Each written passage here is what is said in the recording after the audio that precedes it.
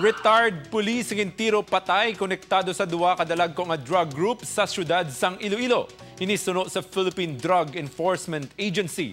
Si Zen Kilantang nakatutok.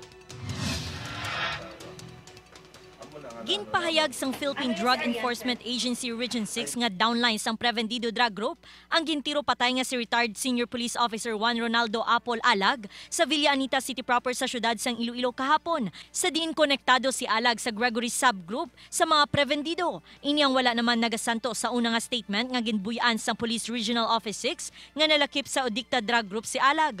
Although we've been asked kay nga ako no sa police ko niya sa under sa piyak nga drug group.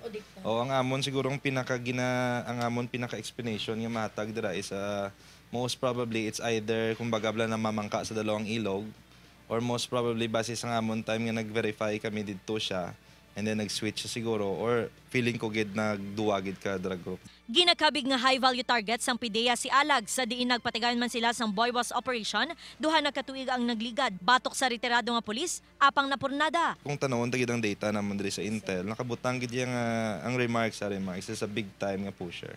Hindi man matumod sang PIDEA kung bala naguntat na sa illegal nga hilikoton si Alag matapos nga man-neutralize ang duha ka mga dalag ko nga drug group sa syudad. Mo sa ila naglaylo, if ever siguro nga nagapadayon sila baligya sa mga illegal drugs, very discreet, no? Sumabudlay gid i-monitor. So hindi tigid mambal nga active gid siya or basi naglaylo lang tapos every now and then lang siya gabaligya.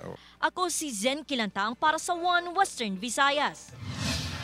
Kapulisan may anggulo na ang ginasundan sa pagpatay sa retirado nga pulis sang riding in tandem. Si Daryl Marie Sarmiento nakatutok. Posible may kaangtanan sa iligal nga droga ang pagpatay kay retired Senior Police Officer Juan Ronaldo Apol Alag, inibase sa pahayag ni Police Station 1 Commander Police Superintendent Jonathan Pablito.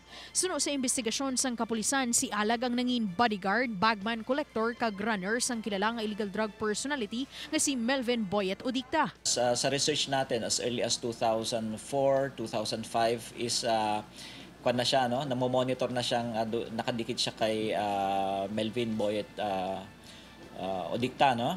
Pahayag ni Superintendent Pablito, posible man nga turf war kung agaway sang teritoryo may kaangtanan sa pagbaligya sang illegal nga droga ang motibo sa pagpangluthang sa pulis. Dugang pa ni Pablito, classmate kag mag-amiguhay si Odicta kag si Alag humalin sang bata pa ini sila.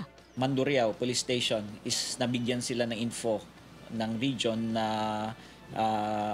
drug personality nila ito, high value target nila to.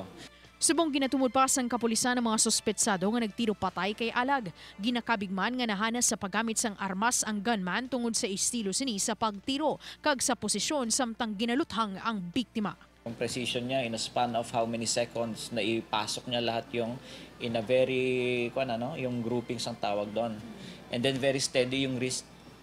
Kasi if you are firing a 45, unless may compensator yon sa dulo, malakas ang sipa nun. Nakatalan na naman nga igapaidalom sa autopsy ang bangkay ni SPO1 Ronaldo Apol Alag. Daryl Marie Sarmiento, One Western Visayas.